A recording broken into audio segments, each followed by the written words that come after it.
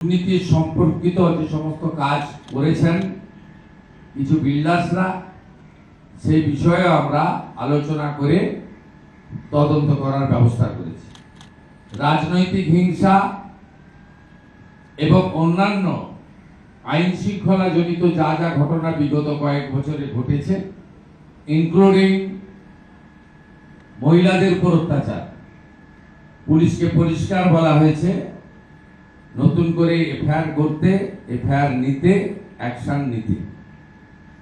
এবং বিশেষভাবে গতকাল থেকে অনুপ্রবেশকারীদেরকে কোর্টে না পাঠিয়ে বাংলাদেশ বর্ডারে বিএসএফ এর কাছে পাঠানোর যে আইন কালকে কার্যকর হয়েছে গতকাল পশ্চিমবঙ্গে, পুলিশ কমিশনারকে এবং আরপিএফ কে ডাইরেক্টলি বলে দেওয়া হয়েছে হাওড়া স্টেশন থেকে সিএ এর আওতায় পড়েন না এমন বাংলাদেশি অবৈধ অনুপ্রবেশকারী ধরা পড়লে কোর্টে পাঠাবেন না, তাকে ভালো করে খাওয়া দাওয়া করিয়ে সোজা বনগাঁ পেট্রোপল সীমান্তে নইলে বসিরহাটে বিওপির কাছে পৌঁছে দেওয়ার ব্যবস্থা করবে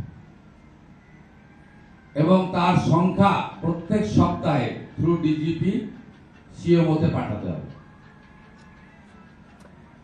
Is there any question?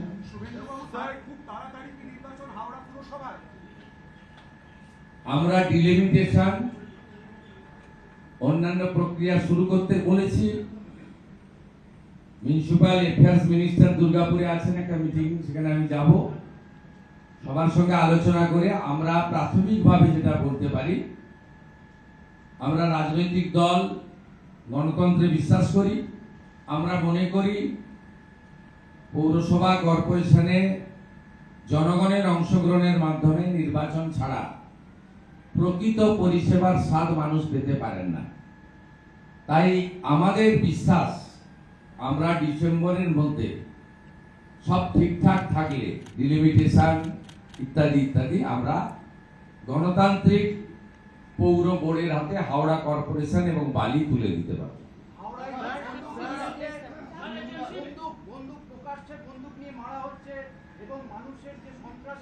আগে হয়েছে, এখন আর হবে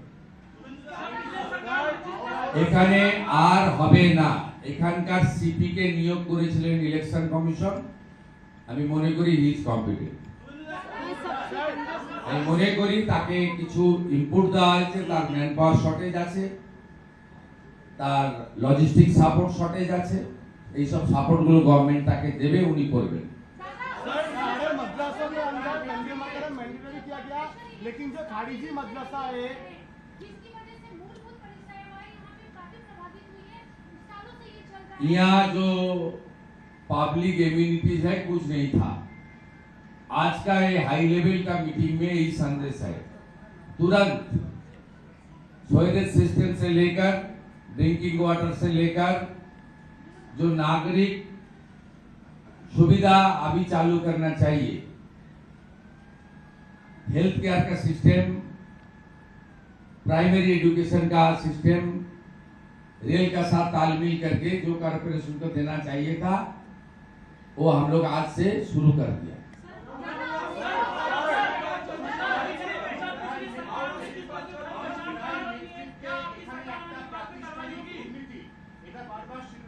তদন্তে উঠে আসবে রিটায়ার্ড জাস্টিস মাননীয় বিশ্বজিৎ বসু এবং এডিজি র্যাঙ্কের আইপিএস জয়রমন সাহেবের নেতৃত্বে কমিশন হয়েছে। কমিশন জুন মাসের 1 তারিখ থেকে ফাংশনিং করবে, নাগরিক শুনানি করবে, কমপ্লেন নেবে। আপনার যদি কিছু তথ্য জানা থাকে, আপনি সাংবাদিকের বাইরেও একজন নাগরিক, আপনি তথ্য পাঠাবেন। তথ্য প্রমাণের সাথে সাথে দ্রুততার সঙ্গে প্রমাণিত তথ্যের ভিত্তিতে এফআইআর হবে, গ্রেপ্তারও হবে, পানিশমেন্টও হবে। আর আর্থিক দুর্নীতির ক্ষেত্রে সরকারি টাকাকে উসুল করা হবে, মানে আদায় করা হবে। আরেকটা কথা বলে শেষ করব, সেটা হলো এখানে 1700 জন লোক কাজ করেন পৌরসভা কর্পোরেশনে, ক্যাজুয়াল কন্ট্রাকচুয়াল। আমাদের কাছে প্রাথমিক অভিযোগ এসেছে 500 জন আউট অফ 1700 বিভিন্ন ক্যাটাগরি মিলে বলছি 1700, যা আমাকে এইচএমসি এর কমিশনার বলেছেন। আমার হাতে তো রেডিমেড নেই, মিটিং এ যা শুনেছি সেটাই বলছি।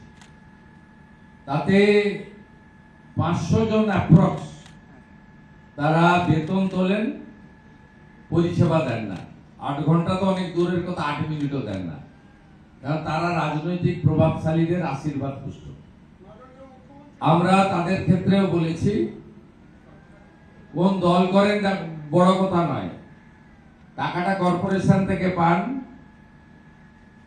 আপনাদের কাজটা করতে হবে, পরিষেবা দিতে হবে, মানসিকতা বদলান, চিন্তা ভাবনা বদলান, নইলে এই সরকার এসব ক্ষেত্রে জিরো টলারেন্স নীতিতে চলবে। सर सारे मदरसा के अंदर वंदे मातरम मेंशन हो रहा है जो खरीदी मदरसा है 8 জন কোশ্চেन। Thank you.